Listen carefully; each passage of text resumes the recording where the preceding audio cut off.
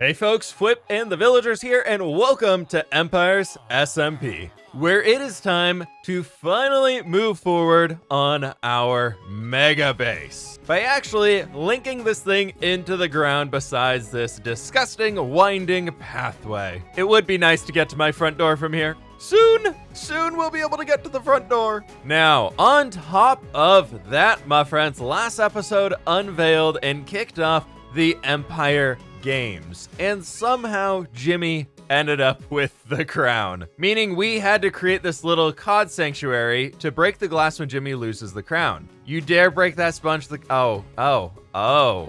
We'll wait for him to lose the crown, then it's fine. On top of building the Megabase a bit more today, I want to also create a hiding place for the crown for ourselves, which hopefully we'll be able to get onto that here soon. But we've got plenty of work to do, so please subscribe, leave a like, and let's get rocking. First off here, though, we have something very, very important. As a few episodes ago, let's see, 1, 2, 3, 4, 5, 6, 7, 8, 9. Perfect. I created a small scavenger hunt, you could say, for our friend Joel. And well, it took him a while to figure it out, and he used almost all of his rockets. So I figured we could drop a shulker box of rockets back over at his base, where none of my sugarcane at all has grown.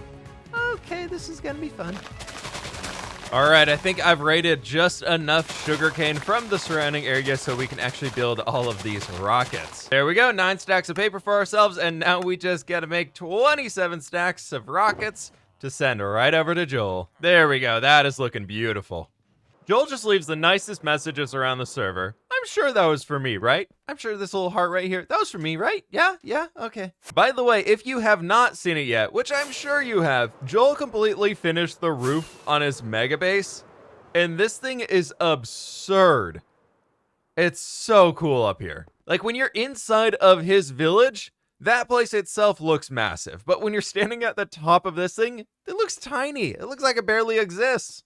I have to know, though. I have to know. Did he make it exactly to world height? I must know this. If I can land it. Yes, he did. It's exactly world height. Well done, Joel. GG's. You win. He's got a wee bit of a mess going on in here, so we're just going to add on top of it, and I'm cheap, so I've decided to bring a barrel to move the firework rockets into. There we go. Fully loaded up. I thought my storage room was a mess, but whew, this is another level.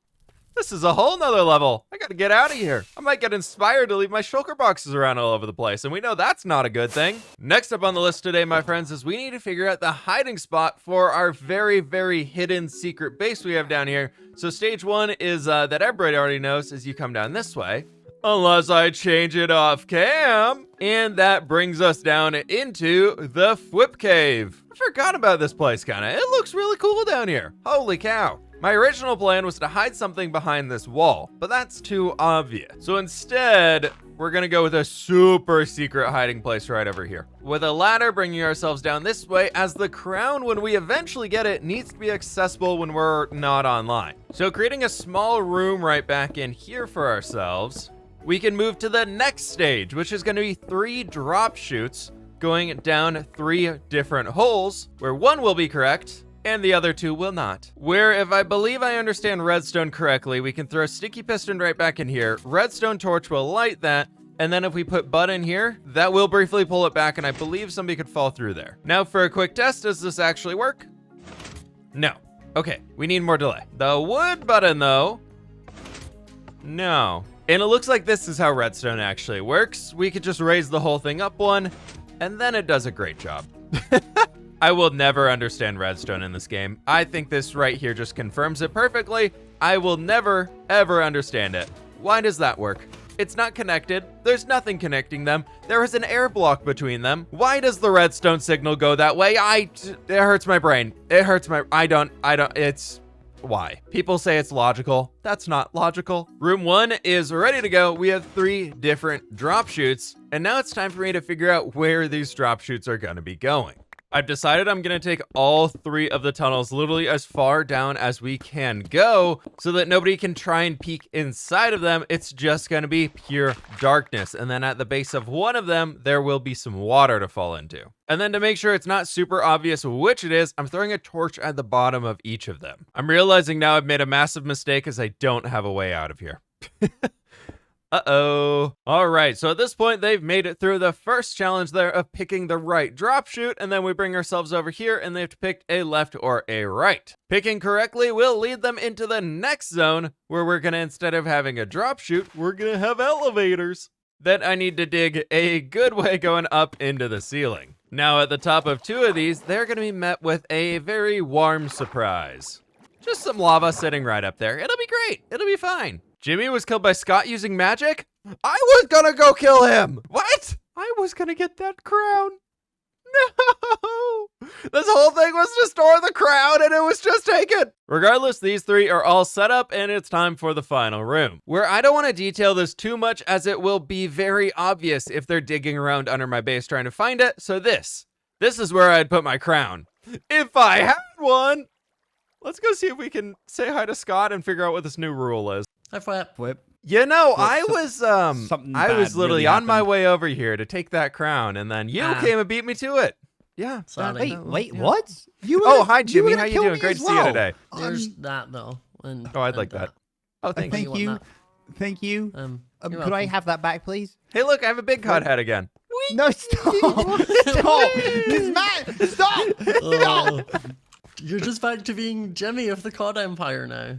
You're no longer the server. I'm the COD father. I'm the COD father. Thank you very much. Thank you very much. Of the Swamp Empire. I'm telling Lizzie on you guys. I'm telling Lizzie on you guys. Why do you also have fWhip's loner elytra? Hey, that's because he still has yet to go get his own. Yeah, but it's mine until I get him another one, and then he has it back. But that was like 2 months ago. That was 3 months ago at this point. I'm never seeing that thing back. No, you're not. I'm just waiting for me to lose mine, and then I'm taking that one from him. And then he will be stranded. That's a good thing you're good at Minecraft then, so... For your sake. Wait, Jimmy, this means I can go break the glass. Oh, Scott, I have something very exciting. Do you want to join me? Well, I can break the glass. And lose the crown that I just got. No, I won't kill you. I'll kill you. It's much more fun. No, you can't. You literally can't, not until he puts it on. My rule's still intact, right? Is it still in effect? Yeah. Oh, no, it says once the Emperor loses, which you've technically lost the crown. Yeah, the Emperor lost the crown, rules no longer in effect. Time to go kill some gods! Let's go kill some gods! Let's go kill some gods! Don't you dare! Let's go kill some gods! We're gonna go kill some gods. Yeah. So what's the new rule? Do you have one planned out yet? I have a couple. I'm just trying to decide, so that's why I was like, right, if I don't... I read the book carefully before I came and got the crown, and the rule was, once I wear the crown... That is true. That is true. It is. Oh, hey, look, some cod. I can take these. Oh, yeah, perfect. So that's why I can't go near the water. Oh, icy boy. Because I do this now. Yeah, I've developed new ice powers after I made a deal with Destiny, and they're a little hard to control. Got it. It was a banger, by the way. Absolute banger. Thank you. I try. I'm not just devilishly handsome, I'm also musically talented. It's really not fair. It's really not fair to the rest of us, Scott. I know. Well, that all didn't go quite to plan there, but we've got 6 more cod that we can throw inside. Look at them. Look at the lovely little guys. Oh, the sanctuary's so full. It break glass when Jimmy loses the crown. Oh boy. I sent a message in chat saying that the glass breaking ceremony is in 3 minutes, so I gotta wait 3 minutes until I can break the glass. Just in case we have any leaks, I did bring a backup sponge as well. We have an audience. I'm here for the ceremony. There. Hi, you're here for the ceremony? Isn't it great? Yeah. Isn't it nice? Isn't this fantastic? Actually, I think you forgot something over there, didn't you? Oh, I forgot. Oh, what? What? I'll try and see if I can find another spyglass. Oh, I keep falling. There's just so much space in there. Yeah. Well, if you want to take him back home with you, you're more than welcome to. If you just got... I'm saving as many as I can, fWhip! You just got like another... Oh, you gonna leave these 2 guys behind? fWhip, no, put down your ender chest, fWhip! You're gonna leave them behind? That's so rude of you. Oh my gosh, wait. There's 2. Don't do anything. Don't hurt my boys! Oh, now it seems great. Ah! I can't get him! No, I can't get him! Oh no, you gotta get him! You gotta save him! Oh my gosh! I got him! I've got the boys! I've got the boys! There we go. Well, we'll get rid of the last bit of that water in there. Grab that. Oh. I was gonna take that. Yeah, that worked out there for you. Right. I'll take that head as well, please. I'll take that. Right. I'll trade you. Tradesies. Yeah. The elytra for the head. All right, see you later. Now that we are successfully free of the COD Sanctuary, it's time to move forward on building our base. with this little guy's older brother right here. Jimmy ever so graciously gave that to me, but we're going to be needing a lot of observers, a full stack to be honest, and on top of that, a full stack of pistons. Less fun, but nonetheless, they are done right in there, as I want to be building a dripstone spike farm. We're going to be using a lot of these. Guess I only need a stack to get started to build our brand new terraforming. This is all because I want to build the entire hill that our Megabase is on out of dripstone. If we can make it look like really spiky and cool, I think it's gonna look awesome. Now I thought the perfect place to throw this build would be right underneath the Megabase itself, as we have so much open area down here. We don't have to carve anything away besides clearing out these trees, which I see there are a few torches on the ground, so hopefully we don't have many mobs to deal with while we're doing it. The trees are all cleared out. Oh, magic water. And I'm just spending a bit of time lighting up a few of the ground surface level caves around here. All this so we don't have to deal with any mobs exploring the area while we're trying to build our little farm under here. Now I know CLIFFS has one of these farms as well, but I really need to get my own supply of dripstone. So just to verify and make sure, okay, I can hang those underneath there. These farms are by no means quick at all, so we just need to get this whole thing built up, because I feel like CLIFFS barely gets enough for himself out of his own dripstone farm. 32 blocks long at this point, and then we can just add the spikes underneath it, and then we grab our pistons and bring them right along here, along the entire way. Then before we get into the collection point for it, we need to get the final growth level right down here where we're going to be having our observers. Which thankfully, as we learned earlier today, I am a redstone professional. So if we simply just bring a redstone line all the way right back on here and avoid voice cracks and place a block right in there, it no longer works. But if I have it there, it works. Redstone? Why? Redstone, why? Please, I just want to know why. Somebody tell me why. This has taken me way longer than I care to admit to figure out, but we finally got the first one working. And I think this will work stretching down the entire way. So we got our little redstone lines right in here, and then we bring that up to these big boys where we just have redstone dust along this entire way. So now if I place a block here, the first two fire. Amazing. It's like a reverse sugarcane farm that's 10 times more complicated. This really does make me question how I get anything done inside of Minecraft, but you know, we're doing it, so that's cool. And we can buy all the polished granite we need from these guys. Now to make the dripstone itself grow, we need to put some water on top of it. So creating a bit of a box to not ruin our spaghetti stone back here for some water. We will be almost done with this farm. We just need to set up the collection system, and I had planned to put 64 of these guys down, so I might need to just double the size, which is a lot more redstone than I anticipated. Now we just need to wait about 100 years for these things to grow down, and we will have like 4 stacks, 3 stacks, 1.5 stacks of pointed dripstone. The final step we have here is below the slabs at the base. We need to throw a bunch of hoppers in to actually collect the stuff. I did make all of the redstone supplies we're going to need to be able to build the second one, so we might as well do it just to have it on hand. But there we go, as about minimal as we can get for dripstone farm number 1. That is ready to go, but my friends, it is time to get the second one in here.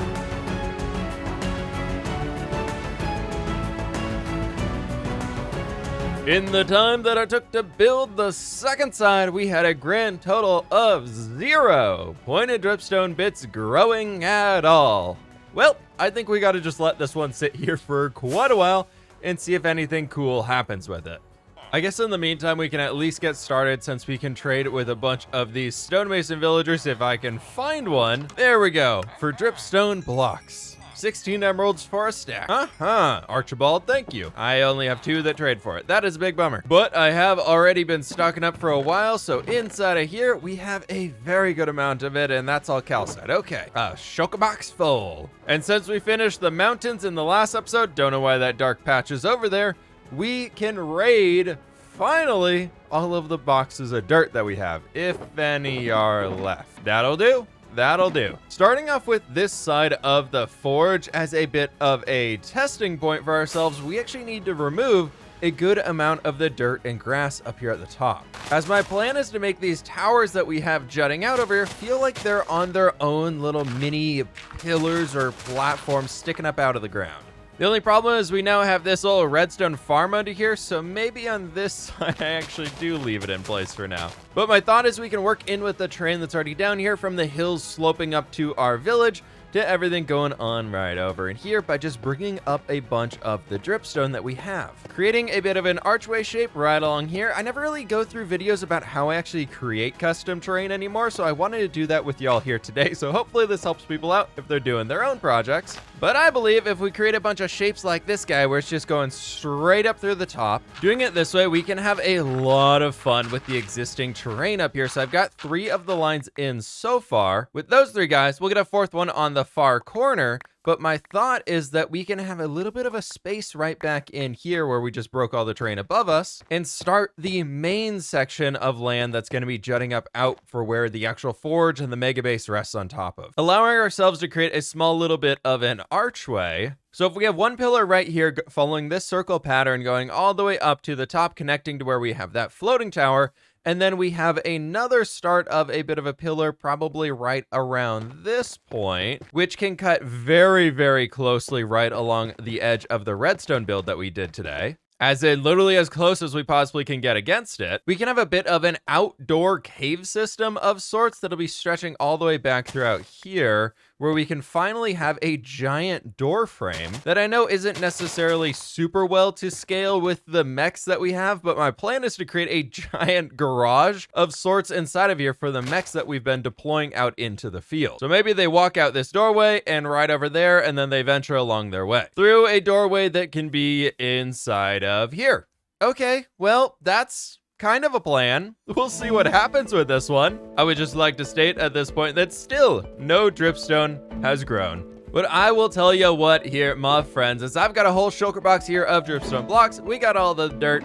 It is time to see what we can do with this project back here. So let's go ahead and kick this up in good old-fashioned time-lapse mode.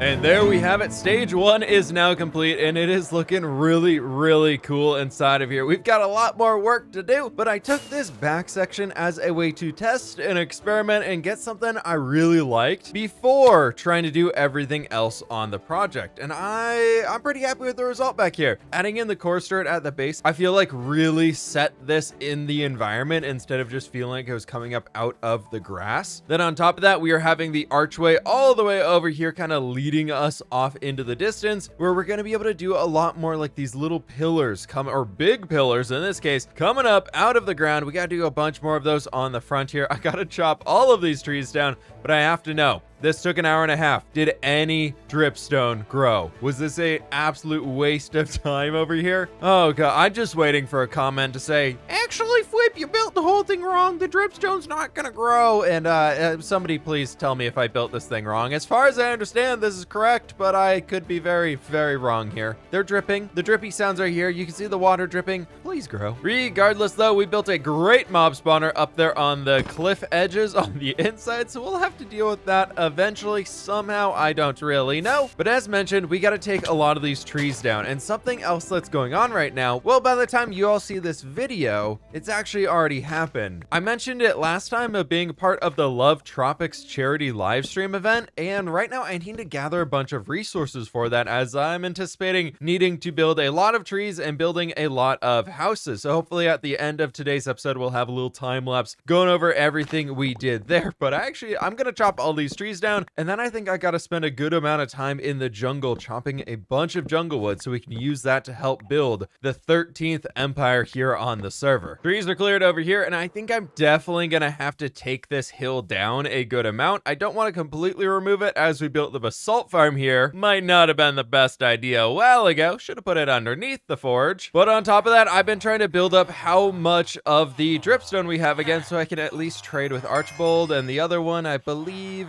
is not Elaine. Gary, thank you. I like you, Gary. It's actually kind of helped that Gem named all of these. Don't tell her I said that. But now instead of needing to check every single trade, I can just look for the names that I know. No, come on, go reset your trades, please, buddy. And Dolores, there we go. So we actually have 3 of them. So Gary, Dolores, and Archibald are our 3 favorite villagers right now. Villagers of the week. But in the meantime, I've got an empty shulker box right there, and we need to fill it up completely full of jungle wood. And thankfully, this little guy over here is on a warpath right into the jungle.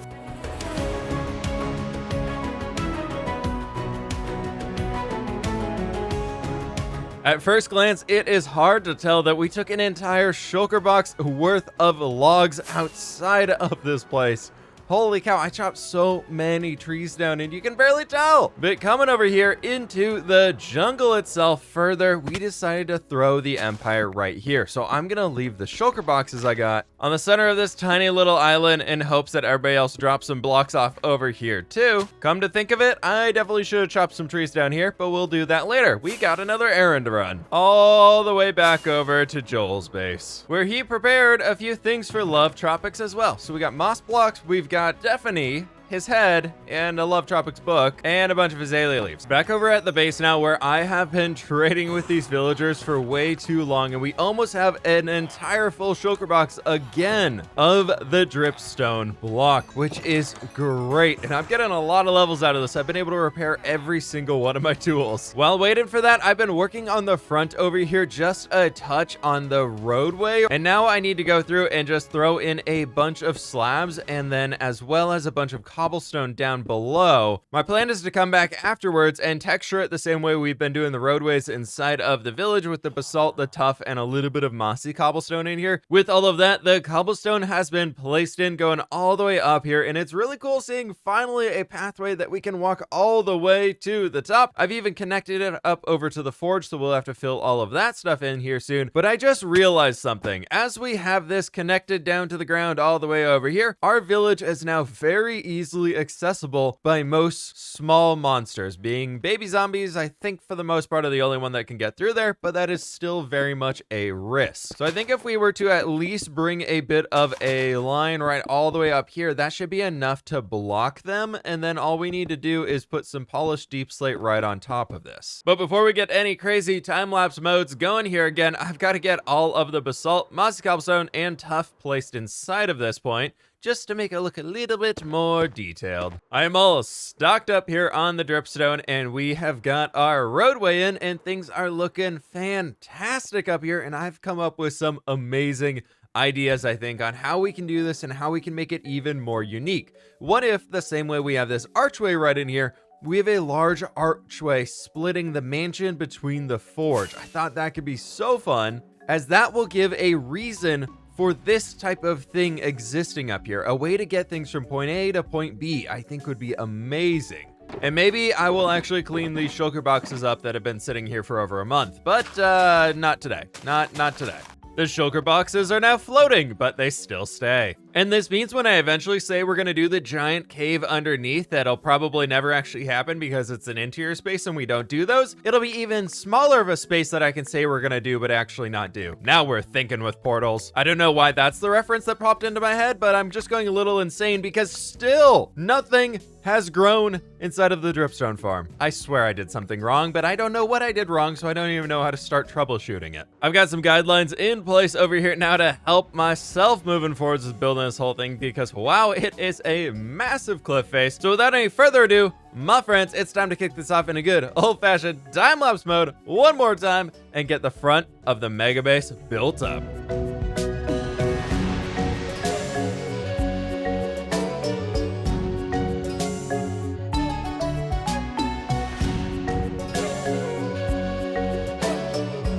And there it is, my friends. This is looking absolutely fantastic flying throughout here. I tried throwing a few of the dripstone spikes back here as well, and I did throw in the giant copper door leading into the factory. We'll change that later. That's going to be super cool to work with, but I just want to get it in there for now to make sure I had enough copper to do it. But over here on the front, I am loving this build. You can see what the spikes are intended to look like. I don't want them everywhere, just kind of dotted in throughout to break up the blocky shape that we have, but it is looking fantastic.